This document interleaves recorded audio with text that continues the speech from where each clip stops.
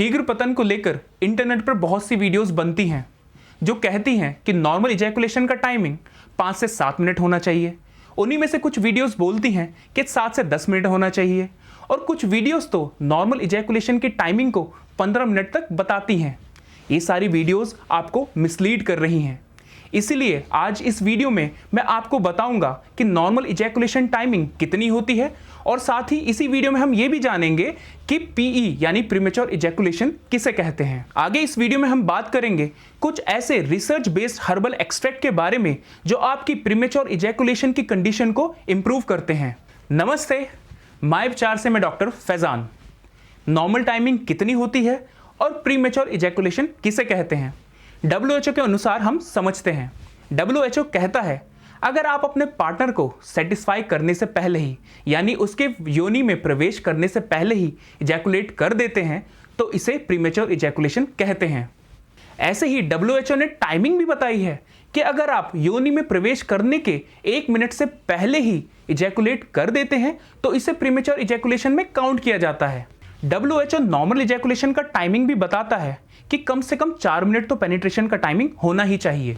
ऐसे ही कुछ डेफिनेशन और भी हैं जो टाइमिंग तो नहीं बताती हैं लेकिन कहती हैं अगर आप अपने पार्टनर को सेटिस्फाई करने से पहले ही इजैकुलेट कर देते हैं और ऐसा आप कम से कम 50% सेक्स के दौरान करते हैं तो ये प्रीमेच्योर इजैकुलेशन के अंदर आता है। मैं आपके लिए प्रीमेच्योर इजैकुलेशन की डेफिनेशन थोड़ी आसान बना देता हूं। जब से आपने सेक्स करना शुरू करा तब से अगर आपकी टाइमिंग वेजाइना में एंटर करने के बाद 1 मिनट से कम रह रही है तो उसे प्राइमरी प्री इजैकुलेशन कहते हैं।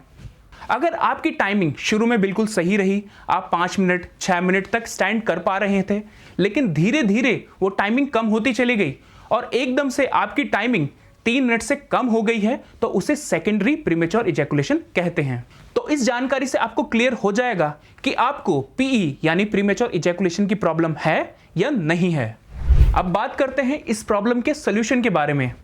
आप भी जानते हैं कि सेक्सुअल प्रॉब्लम में आयुर्वेद सबसे अच्छा काम करता है, लेकिन आयुर्वेद के साथ प्रॉब्लम यह होती है कि आयुर्वेद की मेडिसिन कभी कभी तो आपको नकली मिलती हैं और कभी कभी उनके अंदर एक्टिव इंग्रेडिएंट्स जो होते हैं वो प्रॉपरली मौजूद नहीं होते हैं। तभी आप उन मेडिसिन को अगर खाते हो तो आपको रिजल्ट प्रॉपर नहीं आ पाते हैं। इसलिए आज मैं आपको कुछ ऐसे रिसर्च बेस्ड हर्बल एक्सट्रैक्ट के बारे में बताऊंगा जिनकी स्टैंडर्डाइजेशन हो चुकी है और रिसर्च द्वारा प्रूवन है, जो आपकी इस प्रॉब्लम में आपकी हेल्प करेंगे। स्ट्रेस एक मेजर कारण होता है प्रीमेच्योर इजैकुलेशन का।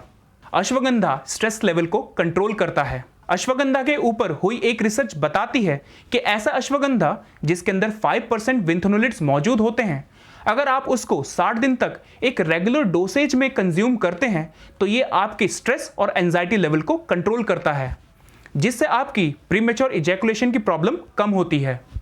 अगर आपका स्पर्म काउंट कम है तो इसके साथ प्रीमेच्योर इजैकुलेशन की प्रॉब्लम भी आपको हो रही होगी। यहाँ शिलाजित आपकी मदद कर सकता है।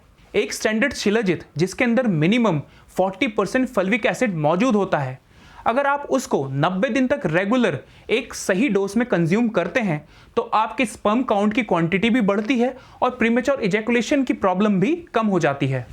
टेस्टोस्टेरोन हार्मोन का कम होना भी प्रीमेच्योर इजैकुलेशन कर सकता है। गोक्षूर के एक्सट्रैक्ट पर हुई एक रिसर्च बताती है कि अगर आप उसको एक स्टैंडर्ड डोज में 12 हफ्तों तक रेगुलर कंज्यूम करते हैं तो आपके टेस्टोस्टेरोन लेवल इंप्रूव होता है, जिसकी वजह से आपकी प्रीमेच्योर इजैकुलेशन की प्रॉब्लम कम हो जाती है।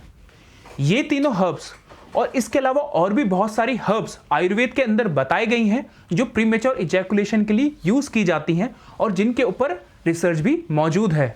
माइपचार ने उन सभी हर्ब्स को रिसर्च में बताए गए स्टैंडर्ड के हिसाब से ही लिया है और API गाइडलाइंस को फॉलो करके आपकी सेक्सुअल प्रॉब्लम के लिए बनाया है ओरजस विगर एंड वाइटलिटी कैप्सूल। ये कैप्सूल आपकी पीई की प्रॉब्लम के लिए एक बहुत इफेक्टिव मेडिसिन है, जिसको प्रॉपर डोसेज में लेने के बाद आपको रिजल्ट जरूर मिलेगा।